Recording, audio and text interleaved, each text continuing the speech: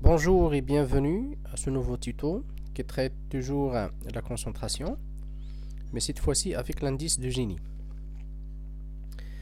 Donc l'indice de Gini ou le coefficient de Gini est une mesure statistique qui permet de mesurer les disparités dans une population donnée. Ce coefficient est utile pour synthétiser l'inégalité des salaires, des revenus ou de niveau de vie au sein d'un pays ou au sein d'une population donnée. Il varie bien sûr entre 0 et 1. Plus l'indice de Gini est proche de 0, plus la concentration est faible et la répartition est égalitaire et vice-versa. Donc pour calculer cet indice, nous avons besoin de cette formule. Donc au niveau du numérateur, nous avons double somme de la différence entre xi, xg, ni, ing. Et pour le dénominateur, nous avons 2n, facteur de n-1, facteur de la moyenne x bar. Alors la moyenne, bien sûr, du caractère étudié, salaire au revenu. Prenons un exemple.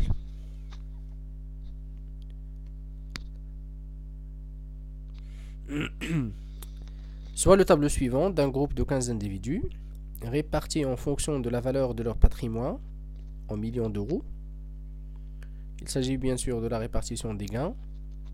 Et nous avons les effectifs. Calculer l'indice de Gini et interpréter le résultat.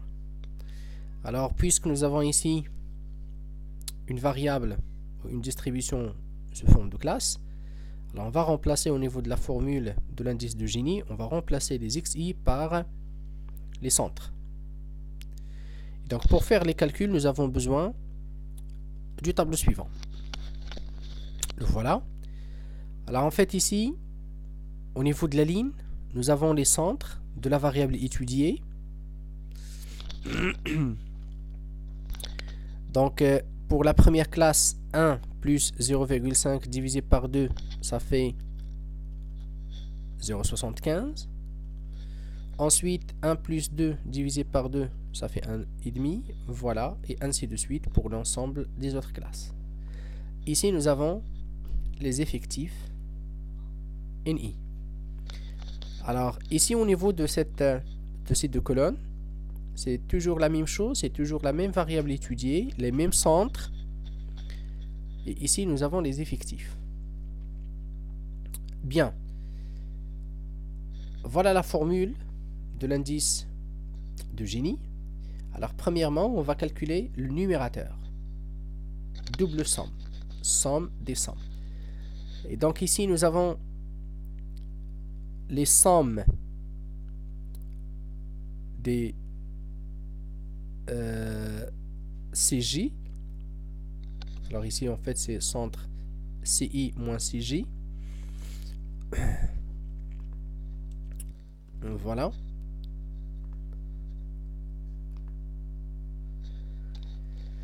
Et ici, nous avons les sommes de CI. Alors ici, double somme. Voilà, somme des sommes. Et donc, au niveau de cette cellule, pour calculer le résultat ici, c'est en fait la différence entre CI, CJ en valeur absolue fois NI, NG. Et donc, égal en valeur absolue de quoi? De CI, voilà, CI moins CJ fois NI, NA, fois NG, NA. Voilà. On clique sur Entrée. Ensuite, de même, égal ABS, donc valeur absolue de la différence entre C2 moins, ici C1, CJ, quand J est égal à 1, facteur 2 N2 pour I quand I est égal à 2, facteur de N1 quand J est égal à 1. Voilà. De même, égal, valeur absolue 2,5 moins 0,75 et multiplié par 6 multiplié par 1 égale valeur absolue de la différence entre 3,5, donc 3,5 moins 0,75 multiplié par 4 multiplié par 1 égale, en valeur absolue, donc la différence 4,5, donc 4,5 moins 0,75 multiplié par 2 multiplié par 1. Donc nous avons terminé avec la première ligne. On calcule la somme. Donc ici,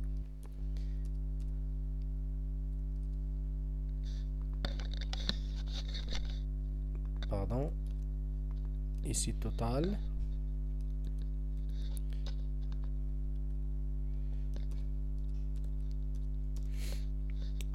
Ici, total. Donc on calcule ici la somme de la ligne. Et voilà. Alors ici nous avons la somme des effectifs 15. La même chose ici, nous avons 15.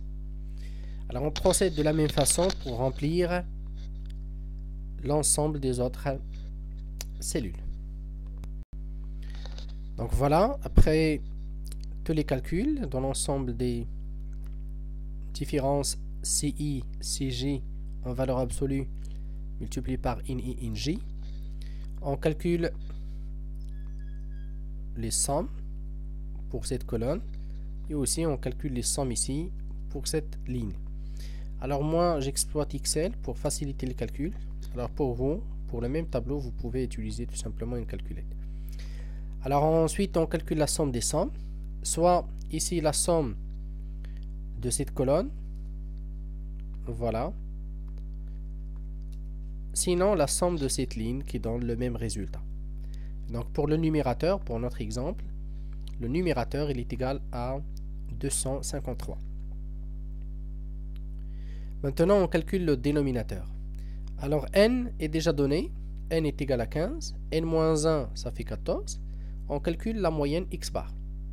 Et donc pour calculer la moyenne x bar, c'est très simple.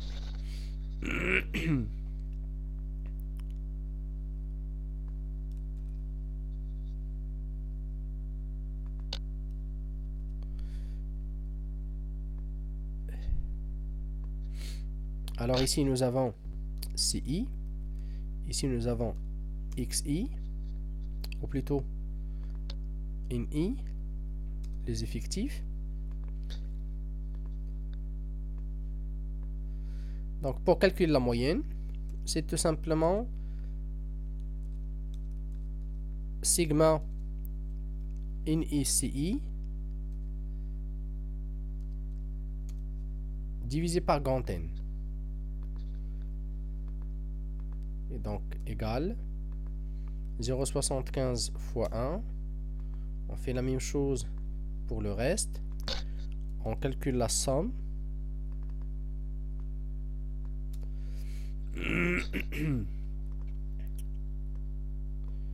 Voilà. Et pour la moyenne, x bar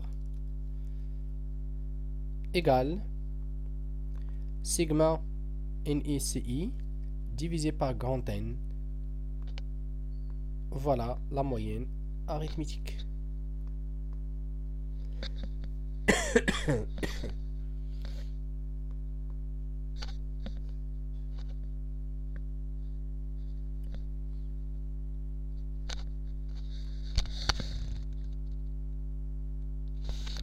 Très bien.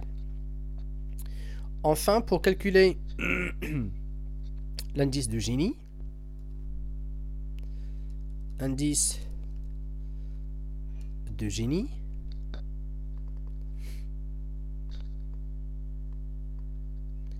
On applique la formule.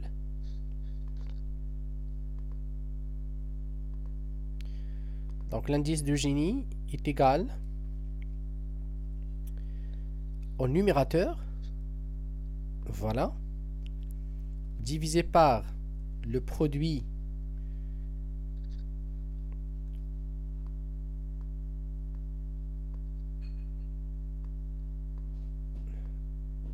voilà, 2n, facteur de n moins 1, facteur de x bar. Et donc égal le numérateur divisé par 2 fois n c'est 15, n moins 1 c'est 14, multiplié par x bar, la moyenne. Et donc voilà l'indice de Gini.